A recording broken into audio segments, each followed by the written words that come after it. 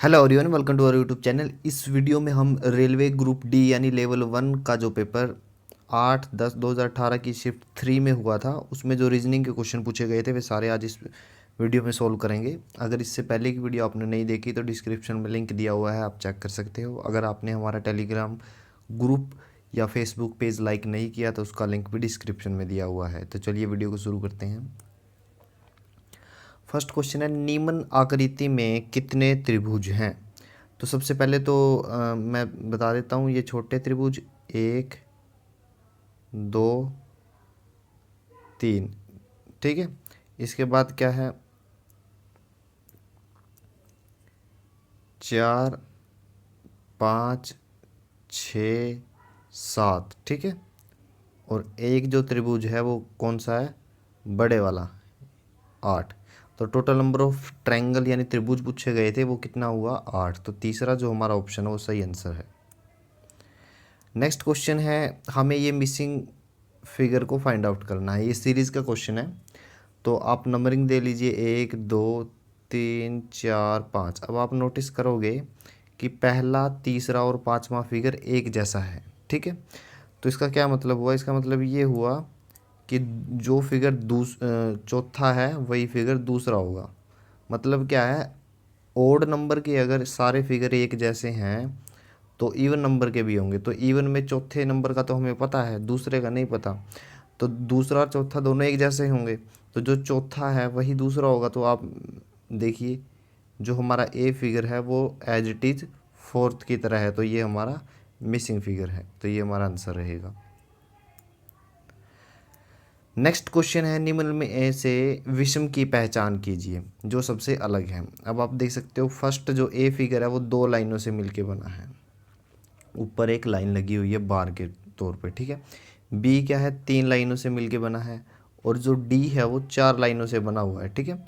तो A B और D जो है वो 2 3 और 4 लाइनों से मिलके बने हैं, स्ट्रेट लाइन से। बट सी क्या है, एक इलिप्स है जो एक कर्व लाइन से मिलके बना है। तो जो हमारा सी ऑप्शन है वो बाकी के 3 से भिन्न है, ये हमारा आंसर होगा। नेक्स्ट क्वेश्चन है, कुर्सी एनालॉगी का है ये क्वेश्चन। कुर्सी और फर्नीचर में क्या रिलेशन है? कुर्सी किसके अंडर आती है, फर्नीचर के अंडर, ठीक है ना।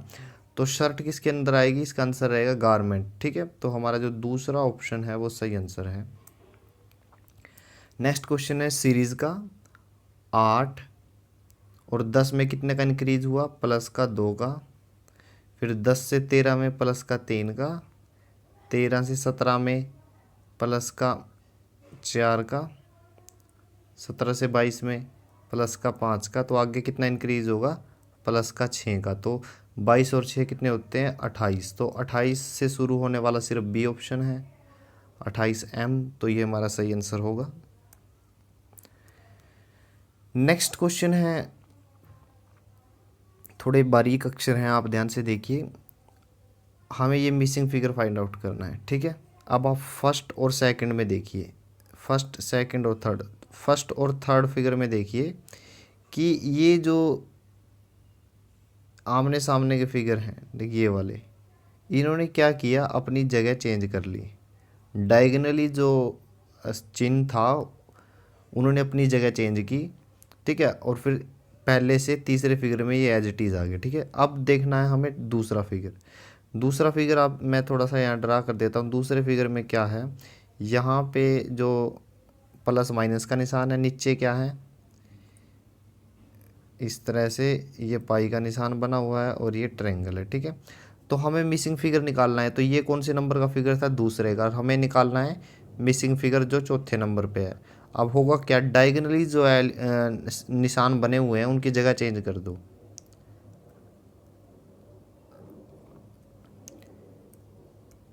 ये जो ट्रायंगल है ये नीचे आ जाएगी ऐसे, ठीक है। और ये निशान जो है ऊपर चला जाएगा। प्लस माइनस का जो निशान है वो नीचे आ जाएगा और ऊपर ये पाई का निशान हो जाएगा, ठीक है। तो अब आप ये देखिए किस में दिया गया है, ऑप्शन जो डी है वो हमारा सही आंसर है। नेक्स्ट क्वेश्चन है मिरर इमेज का।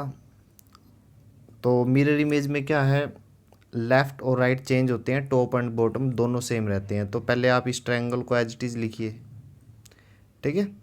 ये मैं दोबारा कर देता हूँ, ट्रायंगल एज इट इज़ है, ठीक है। फिर ट्रायंगल के अंदर ए का निशान है वो भी एज इट इज़ रहेगा। अब ये जो लाइन है ये लेफ़्ट साइड में है, मिरर इमेज में ये राइट साइड में होएगी, ठीक है। इसके बाद जो दो फिगर है सेमी सर्कल वो एज इट इज़ रहेंगे। तो हमारा जो ए फिगर सी फिगर है तीसरे नंबर का ये वाला, ये हमारा सही आंसर है।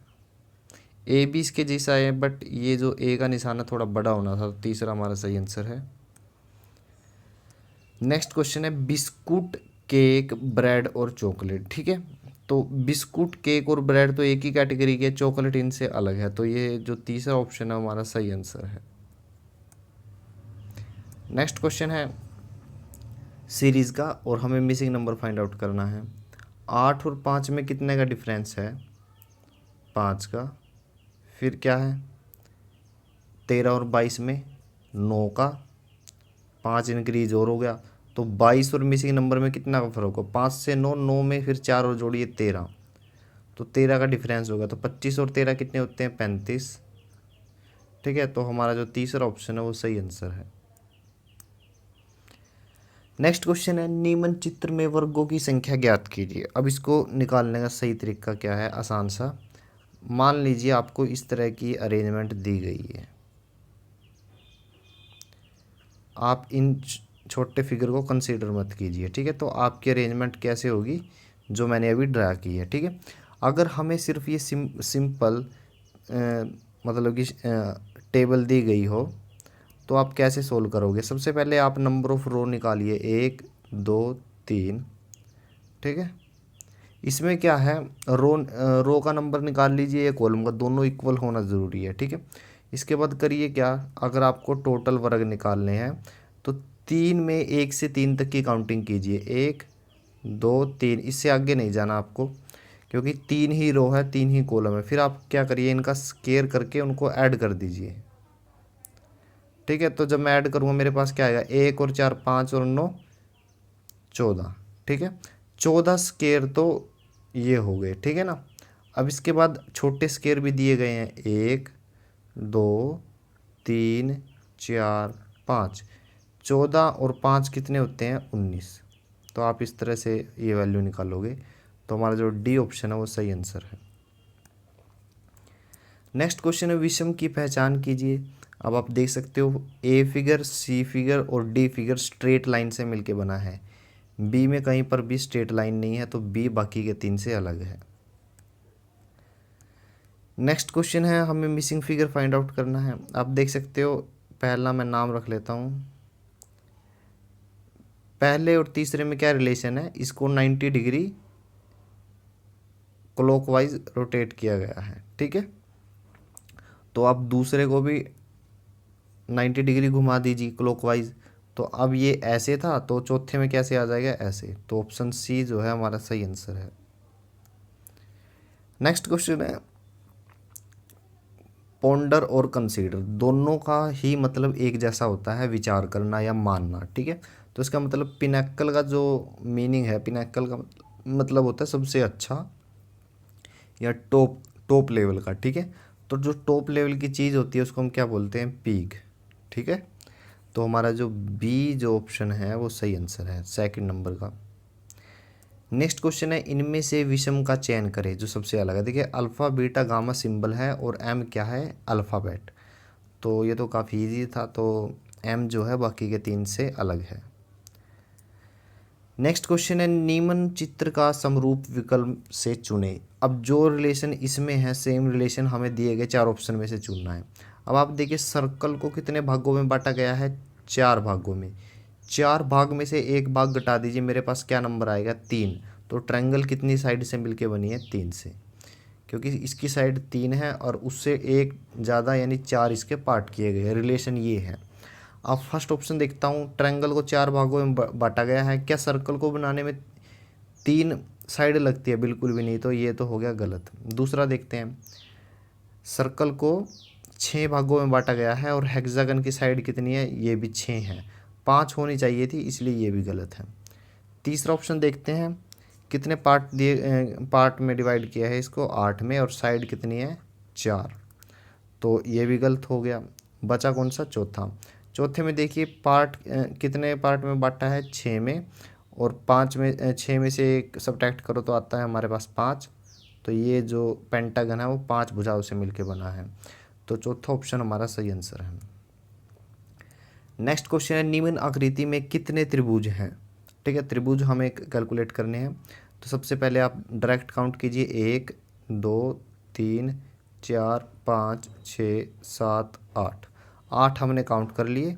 ठीक है, अब वे त्रिभुज काउंट करेंगे जो 2 से मिलके बने हुए हैं।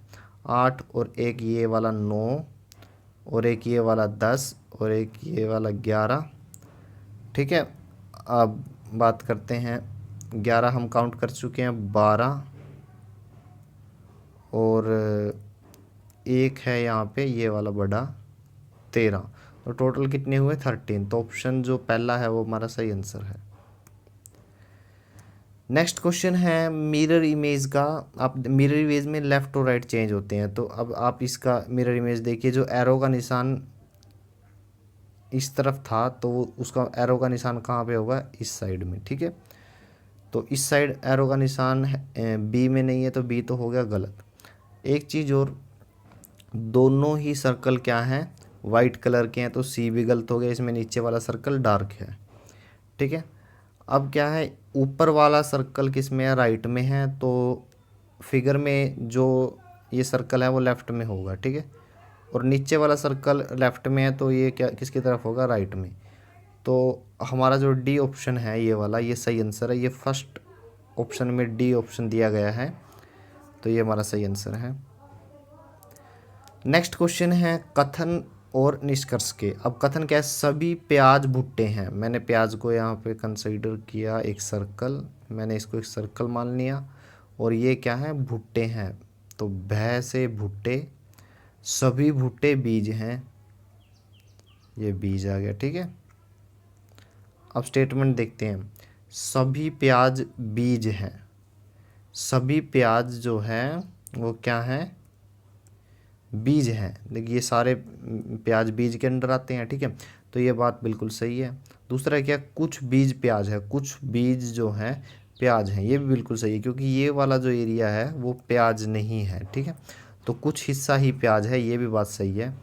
तो हमारा जो चौथा ऑप्शन है, दोनों फर्स्ट और सेकंड अनुसरण करते हैं, ये हमारा सही आंसर है।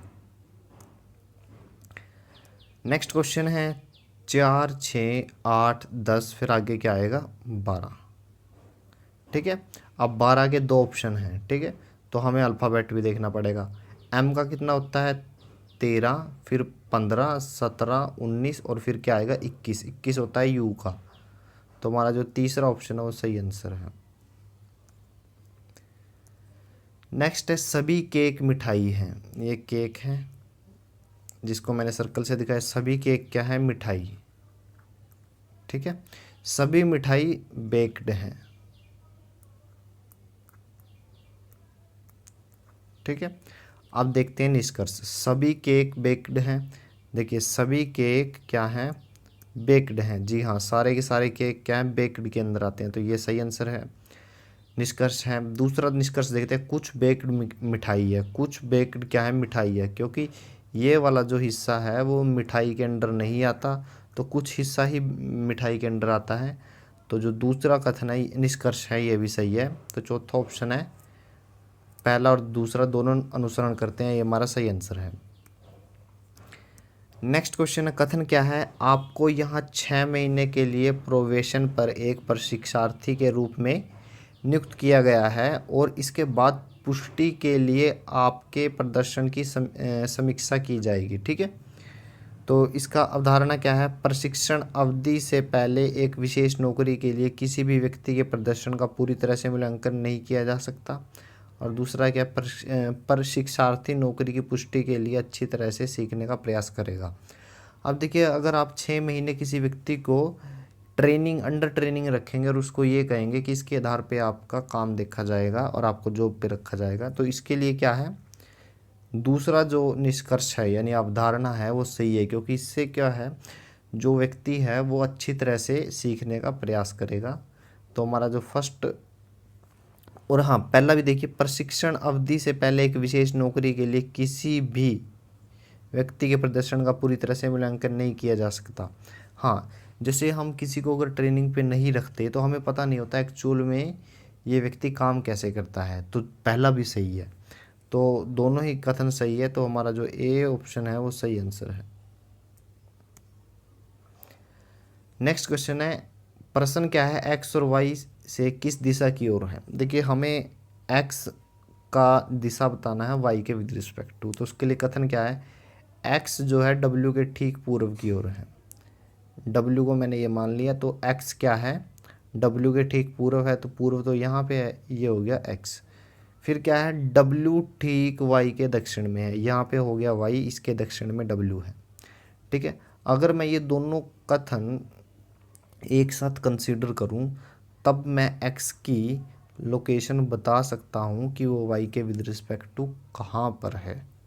ठीक है ना, तो वो कहाँ पे है, साउथ ईस्ट दिशा में वो है।